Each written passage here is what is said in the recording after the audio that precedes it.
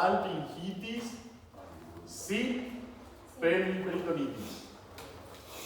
Después, pelviperitonitis. Con pelviperitonitis sin masas anexiales. Salpingitis con pelviperitonitis y sin masas anexiales. Después, salpingitis con formación de abscesos tubo-ovárico. que va a ser diseminación extrapélvica, ¿está bien? ¿Y el otro? La rotura. Roturas. Con peritonitis difusa. Muy bien, excelente. El grado 1, ¿cuáles de estos se operan y cuáles no se operan? ¿Cuáles son con tratamiento médico y cuál tratamiento quirúrgico? La no complicada, medicamentoso y se observa, ¿verdad? Y la complicada y la diseminada con estructuras extrapelvianas y absceso tubo-ovárico roto, entonces con pelviperitonitis, cirugía. ¿Está bien? Puede ser cirugía laparoscópica o cirugía abierta. Muy bien, excelente. Eso van a agregar también entonces a la... Vamos a ver entonces esta edificación, ¿sí? Sí. El que es grado 1, no complicada, complicada y la otra. ¿Está bien? Sí. Bueno. Entonces, entramos en un consenso, ¿verdad? Y vamos a utilizar esta edificación. Vou compartilhar lá no grupo, pessoal. Bueno, entonces, ahora vamos a hablar de las afecciones de la glándula tiroides. La glándula tiroides, entonces, es una estructura, un órgano, ¿verdad?, que se encarga de múltiples funciones, entre ellas, ¿verdad?, la producción de las tironinas ¿verdad?, que son las encargadas de realizar múltiples funciones en el organismo. Eso ya dieron todo en fisiología. También lo que vamos a dar un pequeño repaso, que es la glándula tiroides y su ubicación. Siempre, entonces, cuando damos cirugía, es importante entonces dar un pequeño repaso de la anatomía, ¿verdad? ¿Por qué? Cuando van a hacer cirugía o cuando están estudiando, siempre es bueno saber la localización, cuáles son los órganos o las estructuras adyacentes a ese órgano, para saber cuál complicación puede haber o qué estructuras hay que cuidar cuando hacemos la cirugía, ¿verdad? Entonces, por eso siempre vamos a dar un pequeño repaso de anatomía. Para el examen, entonces, si es que hay estos casos, entonces solamente lo más básico le voy a preguntar, no cosas muy profundas y específicas, ¿verdad? Claro que cuando hablamos de la glándula tiroides, entonces hay una estructura muy importante que pasa, o sea que dos estructuras que vamos a estudiar y que tenemos que saber. ¿Cuál va a ser tu nombre? Joana. Joana, entonces, cuando estudiamos la glándula tiroides, ¿cuáles son dos estructuras que tenemos que tener en cuenta? Los nervios y la irrigación.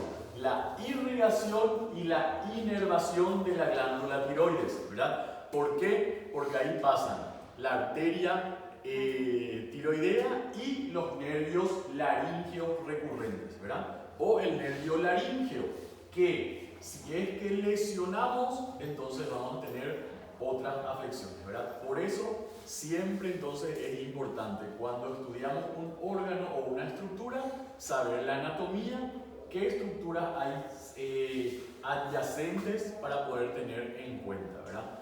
Cuando operamos el páncreas, tenemos que tener en cuenta que está en relación, ¿verdad?, con el duodeno. Después, cuando hacemos las cirugías de recto, cuál es su irrigación, porque tenemos que tener cuidado cuando hacemos las cirugías de estómago. Entonces, por eso es importante dar un pequeño repaso de anatomía.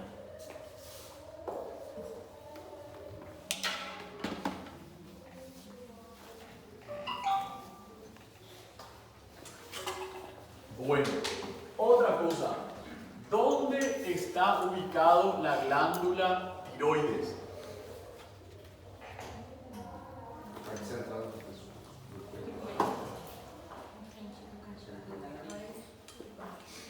La parte central. Muy bien, entonces, excelente.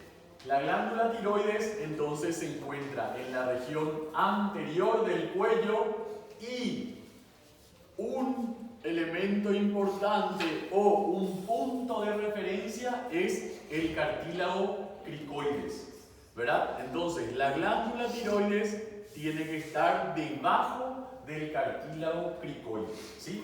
O sea que el istmo va a estar debajo del cartílago cricoides y después va a estar enfrente enfrente a la tráquea, ¿verdad? Entonces, eso es importante, ¿por qué? Porque cuando hay una afectación de la glándula tiroides, al haber un aumento, ¿qué puede pasar? ¿Cómo te llamas? Vos. Tu compañera. ¿Tu nombre? Sabrina. ¿Qué pasa cuando hay un aumento de la glándula tiroides? ¿Qué puede pasar con la tráquea?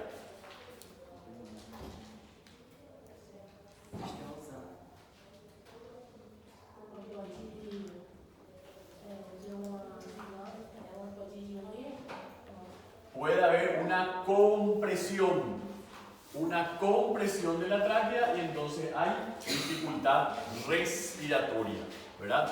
Entonces, por eso son importantes los órganos adyacentes. En el caso de la glándula tiroides, como es una glándula que se encuentra en la parte central del cuello, entonces su aumento, ¿qué nos puede producir? Bocio y dificultad respiratoria por el aumento de la glándula y una compresión de la tráquea, ¿verdad? Entonces, se encuentra en la parte anterior del cuello, ¿verdad? Por debajo del cartílago cricoides y entre qué estructuras? Acá está la apófisis mastoides,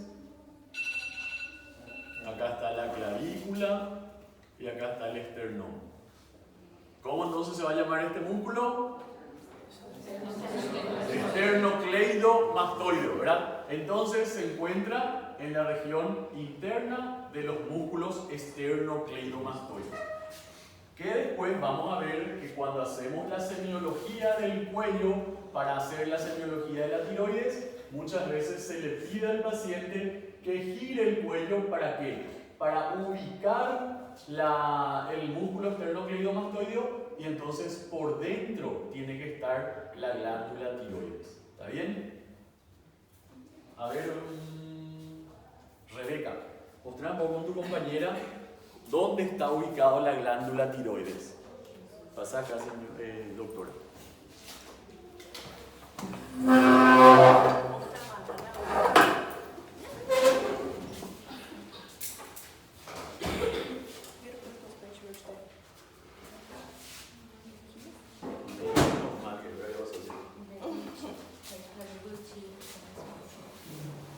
Aqui o músculo? Sí. Mais embaixo. Mais baixo. Aquele atrás do. Ponete más para que ellas vean también. Amigo, lá atrás o dedo. Fecha desse dedo. Esperen. De glúteo, amiga. Coloca o dedo. Aí você sente o cartílago subir e descer abaixo E dele. abaixo dele. Ela que sobe e desce pra ele Deve ser embaixo. aqui. Abaixo. Aqui. Com a ajuda das universidades. Bueno, muy bien. Entonces, por eso es importante un poco de anatomía, ¿verdad? Como dijimos entonces, la glándula tiroides se encuentra por debajo del cartílago cricoides, este es el tiroides, por debajo está el cricoides, y entre los músculos esternocleidomastoides. Entonces tiene que estar en esta región, sobre la horquilla, ¿verdad? Entonces ahí ustedes van a hacer la palpación de la glándula tiroides. ¿Ven cómo es? Muchos entonces van a decir acá, acá, acá. Entonces, a la hora del examen práctico tienen que saber dónde está la glándula tiroides para poder hacer una buena semiología. Por eso entonces se le pide al paciente que gire el cuello. Entonces acá está tu esternocleidomastoideo, del otro lado, y acá. Entonces la glándula tiene que estar dentro de estas estructuras y por debajo del cartílago cricoide, ¿verdad? Entonces el médico se coloca, o la doctora se coloca detrás del paciente, coloca los dedos pulgares en la nuca y se hace entonces la palpación, suavemente con los 3 o 4 dedos dependiendo, ¿verdad? Si tienen la mano chica, 4 dedos. Si tienen la mano más grande, entonces 3 dedos, ¿sí? Y siempre podés pasar, adelante. Siempre entonces con el pulpejo del dedo se hacen las maniobras de palpación, ¿verdad? ¿Por qué? Porque es en el pulpejo del dedo donde tenemos las fibras nerviosas y donde hay mayor sensibilidad. No se hace ni con la punta ni con otras partes, se hace con el pulpejo del dedo, ¿está bien? Y en el caso de la glándula tiroides se hacen maniobras de rotación y de arriba hacia abajo. No se hacen movimientos de tecla de piano. La tecla de piano se usa para las glándulas mamarias. En la glándula tiroides se hacen movimientos circulares y de arriba hacia abajo. ¿Está bien? En este caso ustedes no van a ser pianistas. Pianistas van a ser cuando van a ser la glándula mamaria. Entonces ya tenemos la localización. Después, otra cosa importante entonces es la irrigación de la glándula tiroides. La irrigación, cómo está irrigado y de qué ramas son, ¿verdad? Entonces vamos a tener la arteria tiroidea superior y la arteria tiroidea inferior. Y después, entonces, la tarea va a ser rama de qué es la tiroidea superior y la tiroidea inferior. Ojo. Ojo, cuando digo ojo, puede caer en el examen. ¿Y por qué es importante la tiroidea inferior?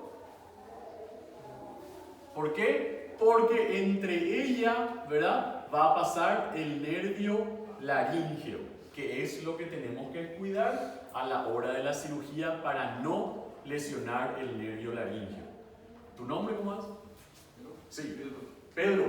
¿Por qué es importante cuidar el nervio laríngeo? ¿Qué va a ocurrir si es que lesionamos a la hora de hacer la tiroidectomía? O paciente puede perder a fala. ¿Cómo se dice eso? ¿Cómo se dice en términos médicos? Ustedes ya están en décimo. Disfonia. Disfonía es Dificuldade de falar. alteración. Y cuando pierde el habla, ¿cómo se dice? Afonía. ¿Está bien? Entonces, puede haber o disfonías, ¿verdad? Si es que lesionamos uno nomás, puede haber alteración de una de las cuerdas. Entonces ahí va a haber disfonía. Pero si lesionamos las dos o si es muy grave, entonces sí puede haber afonía. ¿Está bien? Y ahí ya. Entonces, por eso siempre es importante cuando hacemos la tiroidectomía cuidar las estructuras, encontrar las arterias y después entonces al encontrar la tiroidea inferior, ahí buscamos y vamos a encontrar el nervio laríngeo que tenemos que cuidar para no producir lesiones. ¿Está bien? Entonces, la tiroidea inferior es importante. ¿Por qué? Porque entre ella va a pasar el nervio laríngeo, que es lo que tenemos que cuidar a la hora de la tiroidectomía.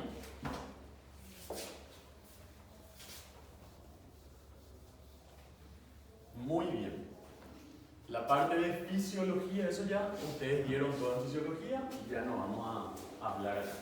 Ahora bien, ¿cuáles son entonces? Podemos clasificar las patologías de la tiroides. ¿Cómo vamos a clasificar tu nombre?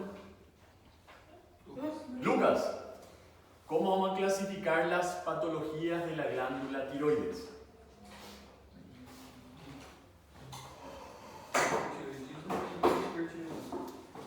Eso es según el funcionamiento. Según la función, entonces puede haber hipertiroidismo o puede haber hipotiroidismo. Muy bien. Otra clasificación.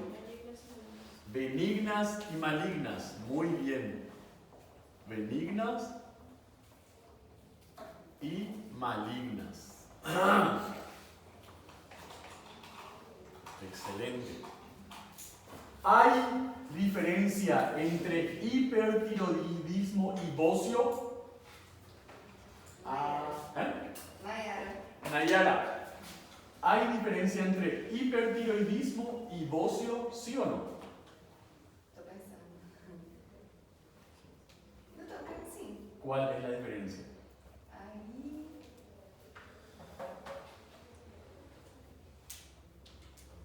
Pensar. Hipertiroidismo y bocio. ¿Cuál es la diferencia?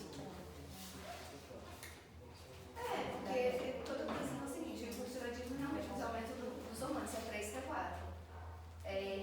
E eu creio que no hipotiroidismo vai ter sempre um bócio que vai ser o aumento da glândula. Então.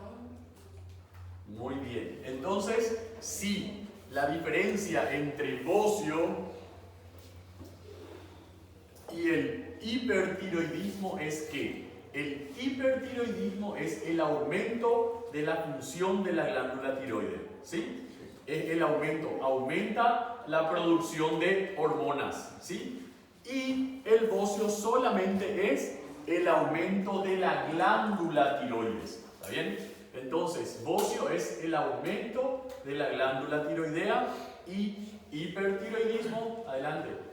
Hipertiroidismo es el aumento de la función de la glándula, el aumento de la producción de hormonas tiroideas T3 y T4, ¿está bien?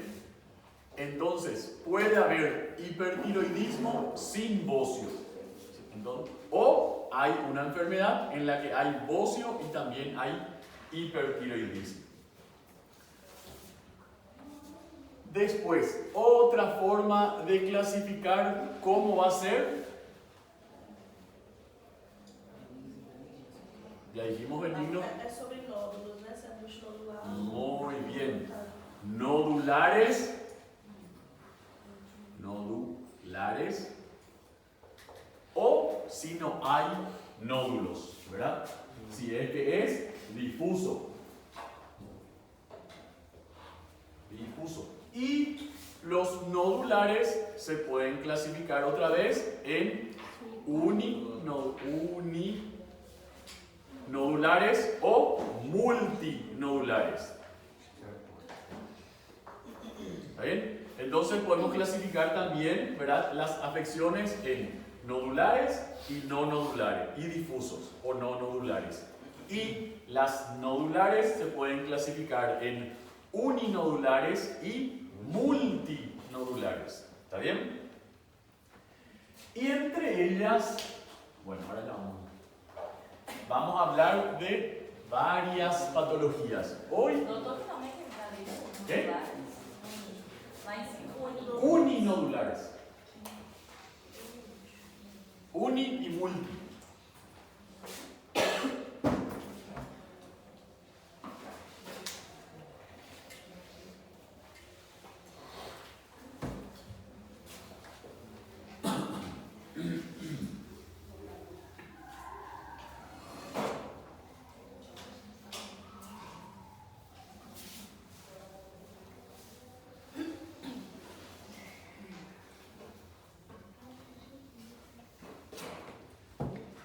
Entonces, la primera de las enfermedades va a ser el bocio simple.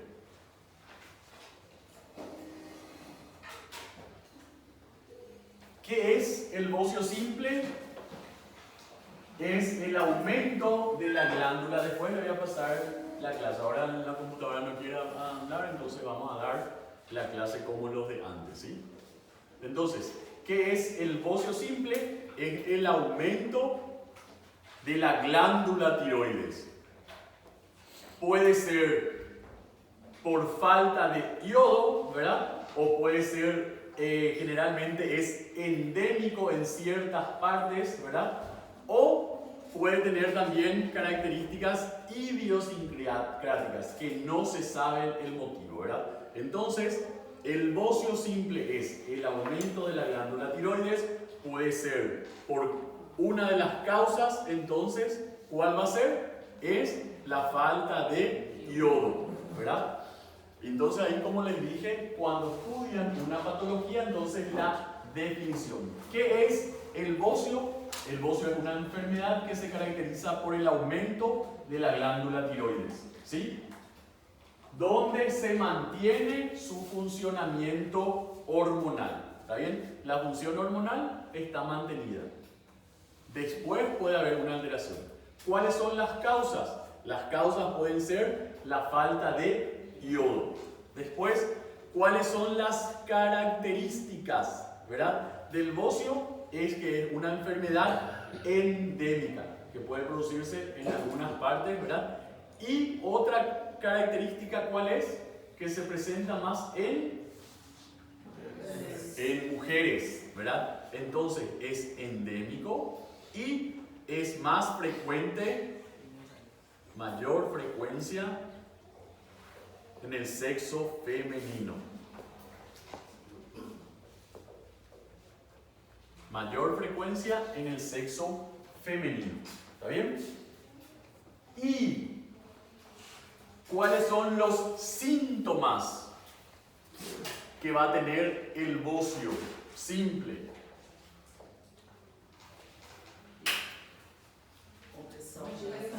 Dificuldade para emitir. Muy bien. Puede haber, ¿verdad? Puede haber sensación de compresión, ¿verdad? Compresión. Puede haber disfagia. Después, puede haber disfonía. Dificuldade para emitir. Esse pega, aperta. Acho que dependendo da coisa vai dar também. Disnea también. Primero puede haber una compresión y después puede haber disnea. Inflamação. Después se puede inflamar. Bueno, pero también, ¿verdad? Pueden haber bocios grandes que no tienen ningún síntoma, ¿verdad? ¿Por qué eso es? Porque va aumentando despacio, lentamente, y el cuerpo se va acomodando, ¿verdad? Y no produce síntomas. Entonces, en el bocio o en algunas patologías pueden haber asintomáticos y sintomáticos, ¿verdad? Y generalmente algunos también vienen por la tumoración. Muchos vienen solamente entonces por la tumoración.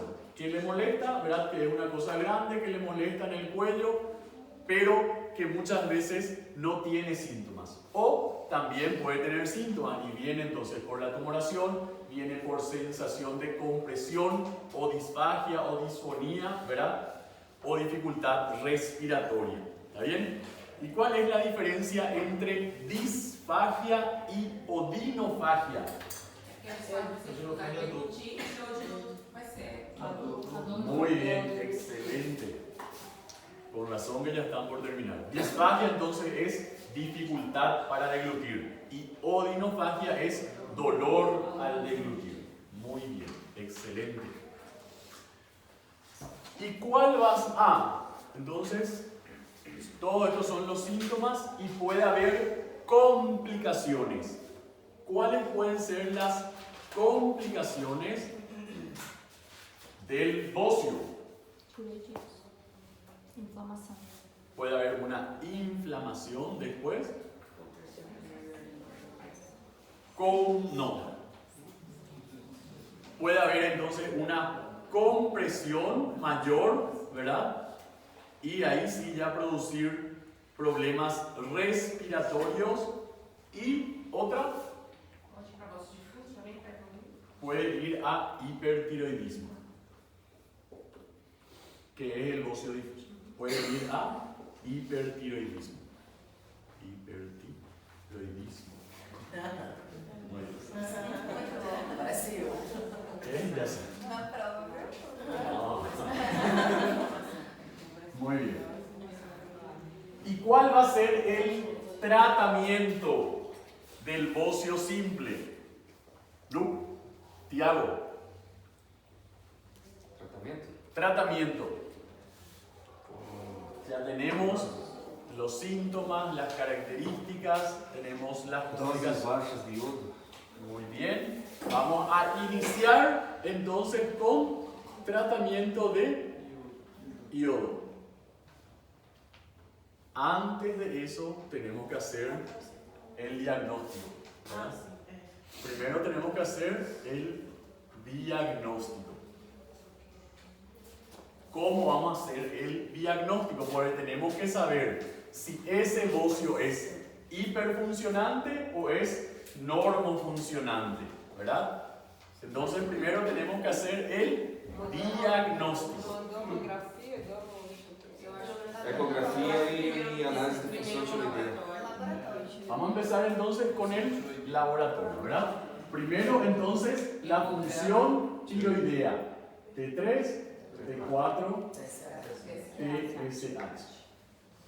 ¿Verdad? Ahí entonces vamos a determinar si es que ese bocio es hiperfuncionante o es normofuncionante, ¿verdad? Si es normofuncionante, si es que estos están ¿cómo se llama? Los límites normales, entonces vamos a determinar que es un bocio eutiroideo o normofuncionante, ¿verdad?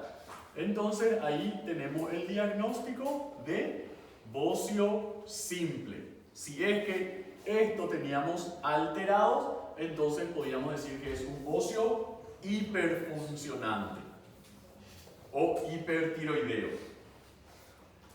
Después vamos a hacer una ecografía.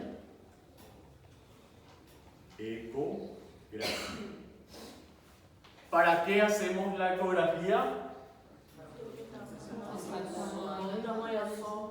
Muy bien. Primero entonces para determinar el tamaño y las características, ¿verdad? Si es que es un bocio difuso o si es que es un bocio nodular o multinodular. Entonces hacemos la ecografía para determinar si es que es un bocio difuso, si es nodular o si es multinodular. La punción vamos a hacer si es que encontramos en la ecografía, si encontramos nódulos. Gamografía. ¿Cómo? Gamografía. Gamografía también podemos hacer o centellografía, ¿sí? La punción vamos a usar cuando encontramos nódulos y también dependiendo de qué nódulos encontramos, entonces podemos hacer la punción. Pero ¿en quiénes cuando encontramos un nódulo tenemos que hacer cirugía directo? No, si encontramos un nódulo, cuando hay uninodular y encontramos un nódulo en quien tenemos que hacer sí o sí la cirugía, que puede ser una lobectomía o una noduloctomía, o si no, puede ser completo una tiroidectomía.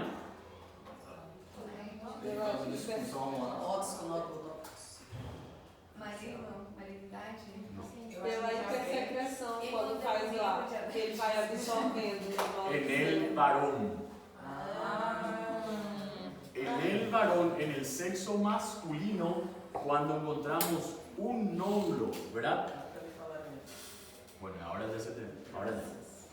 En el varón, cuando hay un nódulo, entonces es indicativo de cirugía. ¿Por qué? Porque las patologías tiroideas en el varón son poco frecuentes y cuando hay un nódulo aumenta de 6 a 10 veces el riesgo de malignidad. ¿Entienden? Cuando aparece un nódulo en el varón aumenta 6 a 10 veces la posibilidad de que eso sea maligno. De 6 a 10 veces. En cambio, en la mujer, un nódulo en la glándula mamaria o nódulos en la glándula tiroidea o mamaria, entonces son frecuentes y ahí sí podemos hacer la ecografía y podemos hacer la punción con aguja fina. Si ese nódulo es benigno, entonces no se toca o se puede hacer la cirugía. Y si es maligno, entonces se hace la cirugía. Pero en el varón, por más que exista un solo nódulo, es indicativo de cirugía. ¿Por qué? Porque faz a lobectomia total, parcial, como que faz? No homem. En el varón, dependiendo de la localización, entonces podemos hacer lobectomía parcial o, si es que está en el medio, entonces se hace una lobectomía total. Lobectomía, se saca el lóbulo que está lesionado. Se trata de hacer lo menor posible, ¿verdad? Una lobectomía parcial se trata, pero si no, se hace. ¿Y qué tenemos que cuidar cuando hacemos la lobectomía? Las glándulas paratiroides que se encuentran detrás, en la región posterior de la glándula tiroides. Tenemos que cuidar eso, ¿está bien? Entonces ya tenemos el diagnóstico. ¿Cómo hacemos el diagnóstico? Laboratorio, imágenes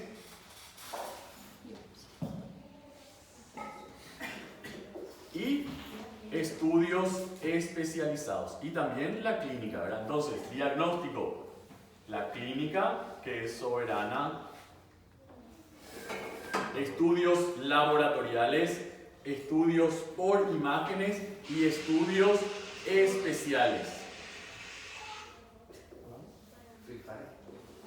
En especiales entran centellografía y otros estudios, ¿verdad? Estudio de iodo radioactivo. En imágenes usamos ecografía, que es la más simple, y también se puede citar tomografía, ¿verdad? Me pongo así. Entonces, el más simple usamos ecografía. ¿Por qué es importante el uso y cuál es la importancia de la ecografía en el diagnóstico entonces de las patologías tiroideas?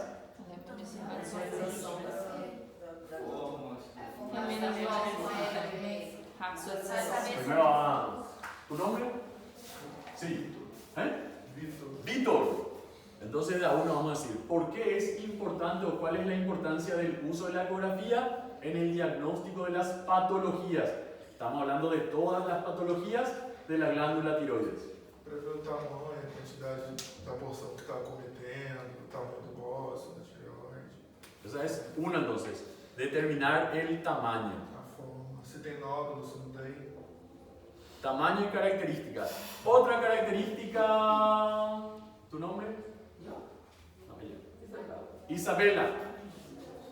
Otra importancia del uso de la ecografía. Saber a função dela? No. Especializada. Algo más simple. Eu esqueci o nome. Bajo costo. Bajo costo. Otra importancia. Menos invasivo. Menos invasivo. Después, otra. La radiación, ¿verdad? Radiación y disponibilidad que se puede hacer varias veces, ¿verdad? Entonces, esa es la importancia. Y en el caso de que tengamos nódulos o en el caso del cáncer, ¿cuál es la importancia? Focalización. Y que con la ecografía vamos a identificar algunos nódulos que no son palpables, ¿verdad? Podemos identificar algunos nódulos no palpables. cada radiação você falou que Radiación, después pasamos a la disponibilidad, que se pueden usar varias veces, se puede hacer el estudio. Y también, entonces, que pueden percibir nódulos que no son palpables. La misma cosa en el caso de la mama, ¿verdad? En la mama, entonces, generalmente los estudios que se hacen son mamografía o, en el caso, dependiendo de la edad, se usa ecografía. ¿Y cuál es la importancia de eso? Que hay nódulos que se pueden captar que no son todavía palpables. Hacemos un diagnóstico subclínico. Doctor, ¿cuándo solicita tomografía? Y cuando nos disponemos de ecografía podemos hacer tomografía, pero lo primero que vamos a pedir es una ecografía justamente por todos estos beneficios, ¿verdad? Por el bajo costo, porque no se usa radiaciones, ¿sí? Y que se puede hacer varias veces. Y en el caso de que no tengamos o que se quiera hacer otro, entonces se hace la tomografía. Y después hacemos también los estudios especiales, que entran la centellografía y otros.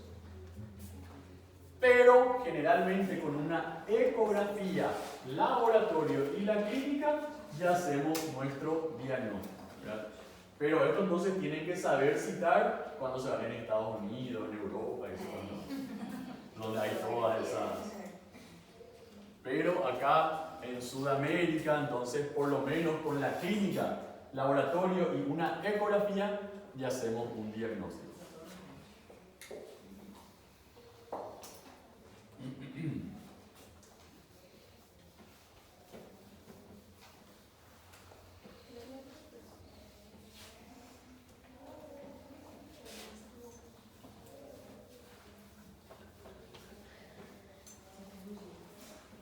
Bueno, la siguiente patología, ¿cuál es? Tratamiento. Tratamiento, y dijo Tiago. Yodo en pequeñas cantidades. Yodo. Después. Entonces, primero el tratamiento entonces va a ser médico. Y después, quirúrgico. En médico entonces usamos yodo. ¿Y cuándo hacemos el tratamiento quirúrgico? ¿Cuándo? Até por Muy bien. estética também. ¿Cómo? Até por estética. Às vezes o paciente não tem sintomas, mas pela estética faz a cirurgia. Entonces, el tratamiento quirúrgico se hace cuando no hay respuesta al tratamiento médico, ¿verdad? Indicaciones. No hay respuesta al tratamiento médico, ¿sí? Como dijo la compañera, por estética. Esa vamos a dejar para el último. Para tratar síntomas compresivos.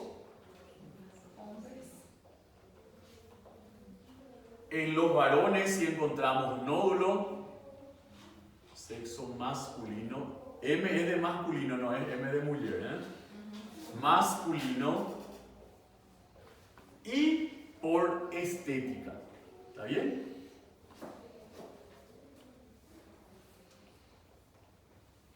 Pero este entonces ya es el menor, ¿sí? Entonces, el tratamiento quirúrgico se hace cuando no responde el tratamiento médico, y el tratamiento médico es con yodo, ¿verdad? Después, cuando ya hay síntomas, cuando los síntomas compresivos ya son muy profundos, ¿verdad? O ya son muy complicados, en el sexo masculino si encontramos un nódulo, y por estética. Eso es en el caso del bocio simple. ¿Qué pasa si ese bocio empieza a aumentar su función tiroidea? Cuando tenemos un bocio difuso hipertiroideo, ¿cómo se llama también? Hiperfuncionante. O enfermedad de Graves. Enfermedad de Grace Basedow. Grace Basedow. O bocio difuso hiperfuncionante o hipertiroideo.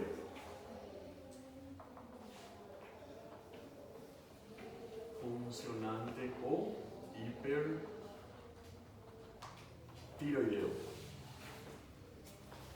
¿Cuáles son las características o qué es la enfermedad de Grace Basedow o bocio difuso hiperfuncionante?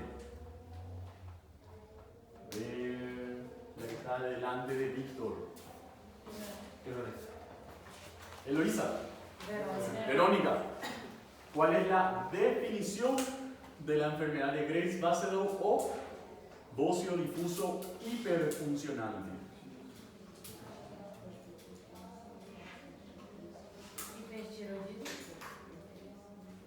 La definición. ¿Cómo vas a definir? Vos te vas, ¿verdad?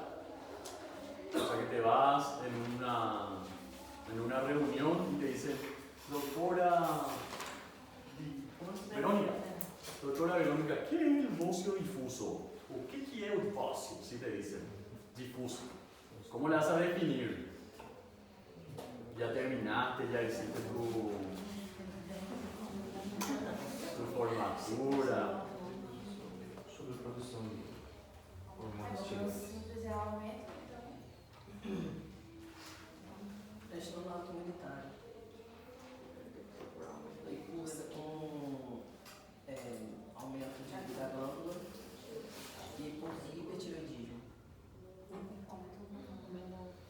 Bueno, ahí está. Entonces, cuando se le dice la definición, cuando se van a rendir y le dicen qué es el bocio difuso hiperfuncionante o hipertiroideo o enfermedad de Grace, ¿qué es? Es una enfermedad, ¿verdad?, de la glándula tiroides en la que hay un aumento difuso de la glándula con hiperfunción, ¿verdad?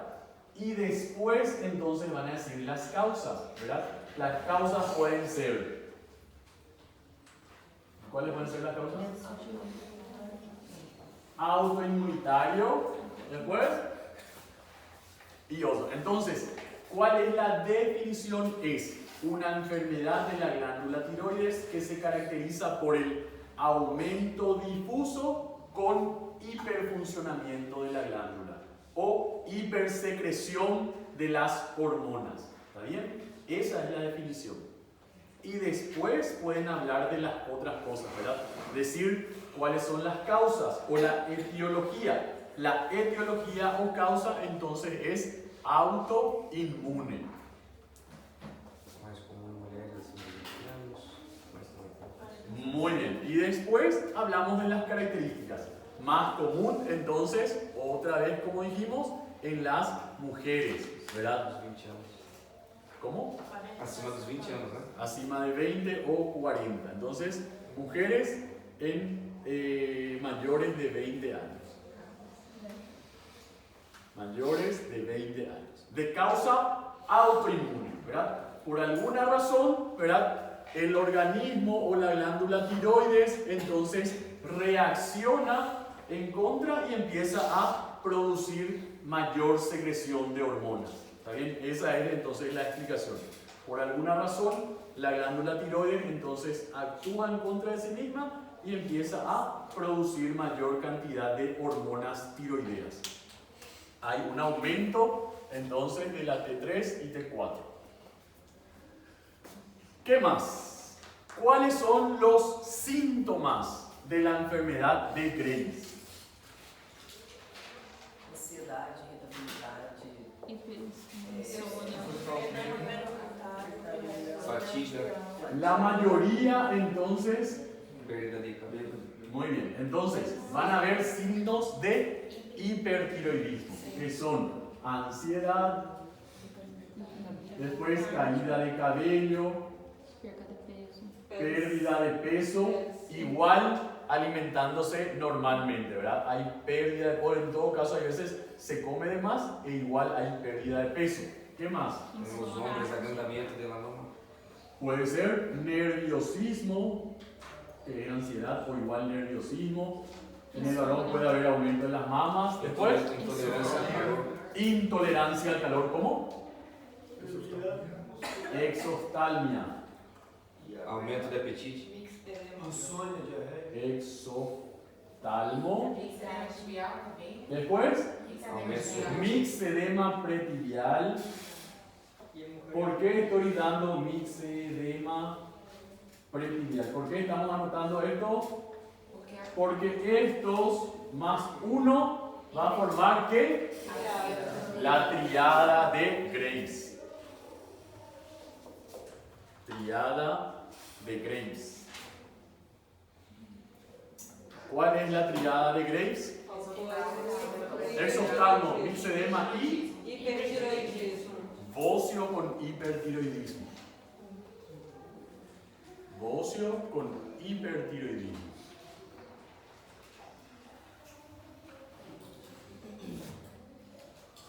Ojo entonces, triada de Beck. Exoftalmo, mixedema pretibial y bocio con hipertiroidismo. Triada de Graves. Y además van a ver todos los otros, ¿verdad? Va a haber taquicardia. Fatiga no. ¿No? Fatiga hay en el hipotiroidismo. Debilidad muscular y de Pero debilidad, bueno, por eso. Deposición. Temblores, sí. Deposiciones. Taquicardia. Taquicardia ya está acá. Deposiciones. Diarrea de posiciones líquidas. Diarrea. ¿Se entiende, verdad? Este que era es deposiciones. Aumento de sudoración. Sudoración. Aumento de la sudoración. Resistência ¿Cómo? ao calor. Hipermenorrea o aumento del sangrado. Muy bien. Hiperactividad. Hipermenorrea. Hiperactividad. Excelente. Muy bien. Entonces, en la enfermedad de Graves van a ver todos los síntomas del hipertiroidismo y además, ¿verdad? Entonces los signos de la triada de Graves. Exoftalmo. Esto en el examen tiene que decir exoftalmo, mixedema pretibial y bocio con hipertiroidismo. No el aumento del ojo, la salida del ojo, no. Ustedes ya están en 10º semestre, ya están terminando. Exoftalmo es la palabra. Mixedema pretibial, nada de hinchazón de la pierna o aumento de... No, mixedema pretibial, ¿sí? Y bocio con hipertiroidismo, triada de Graves. ¿Está bien? Esto vamos a ir repitiendo porque no quiero escuchar crece el ojo, sale el ojo, aumento del ojo. No, exoftalmo. ¿Está bien? Y mixedema pretibial, nada de un edema en la pierna, aumento de la pierna, no. Mixedema pretibial. ¿Sí? Y bocio hipertiroidismo, con hipertiroidismo. Y por hoy vamos a dejar acá, ¿sí? Le voy a pasar después la clase y continuamos la semana que viene, ¿sí? Alguma coisa para a semana que vem, doutor? As artérias, as estamos Sí. Irrigación de la tiroides. Tá bom. Chamada vai fazer? Sí.